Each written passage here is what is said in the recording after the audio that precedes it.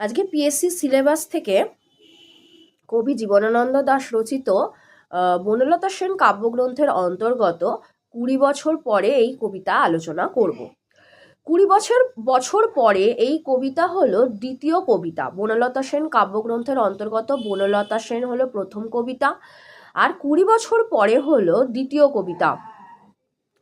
20 বছর পরে এই কবিতার আলোচনা করার আগে আমি বলে রাখি যে সিলেবাস নাকি চেঞ্জ হতে পারে, এমন একটা গুঞ্জন শোনা যাচ্ছে। যদি সিলেবাস চেঞ্জও হয় তাহলেও কিন্তু কোনো অসুবিধে নেই, তোমাদের জানতে পেরে যাবে এবং ক্লাসগুলো পেয়ে যাবে।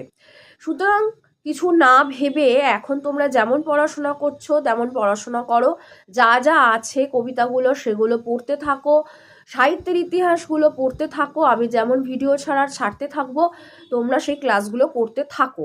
যদি সিলেবাস চেঞ্জ হয় জানতে পারবে, তখন কিন্তু সেই সিলেবাস অনুযায়ী নিউ সিলেবাস অনুযায়ী আবার ক্লাস শুরু হবে। ঠিক আছে? তো সিলেবাস চেঞ্জ হলে তেমন কিছু চেঞ্জ হবে বলে মনে হয় না, কিছু ইনক্লুড হতে পারে। হ্যাঁ, কিছু ইনক্লুড হতে পারে যেগুলো নিয়ে চিন্তার কোনো কারণ নেই।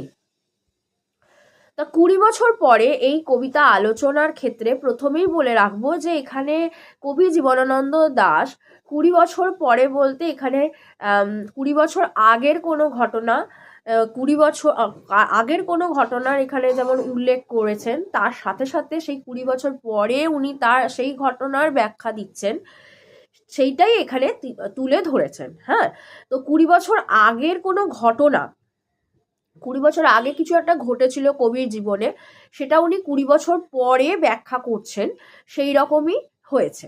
তো দেখো এখানে 20 বছর পরে, আবার বছর 20 পরে তার সাথে দেখা হয় যদি আবার বছর 20 পরে, হয়তো ধানের ছড়ার পাশে কার্তিকের মাসে, তখন সন্ধ্যার কাক ঘরে ফেরে, তখন হলুদ নদী নরম নরম হয় সরকাশ হোগলায় মাঠের ভিতরে, অথবা নাইকো ধান খেতে আর ব্যস্ততা নাইকো আর, হাঁসের নীড়ের থেকে খড় পাখির নীড়ের থেকে খড়, ছড়াতেছে মনিয়ার ঘরে রাত, শীত আর শিশিরের জল। দেখো, আবার বছর 20 পরে তার সাথে হয় যদি দেখা, অর্থাৎ বছর 20 আগে দেখা হয়েছিল কবির প্রিয়তমার সাথে, সেই প্রিয়তমার সাথে যদি কবির আবার বছর 20 পর মানে 20 বছর পরে যদি আবার দেখা হয়, তাহলে হয়তো ধানের ছড়ার পাশে, হয়তো কার্তিকের মাসে, কার্তিক মাসের কথা বলা আছে এখানে প্রথমে, কবিতার প্রথম স্ট্যান্জাতে এখানে কার্তিক মাসের উল্লেখ আছে। এছাড়া এখানে বলা হচ্ছে যে ধানের ছড়ার পাশে, ধানের ছড়ার পাশে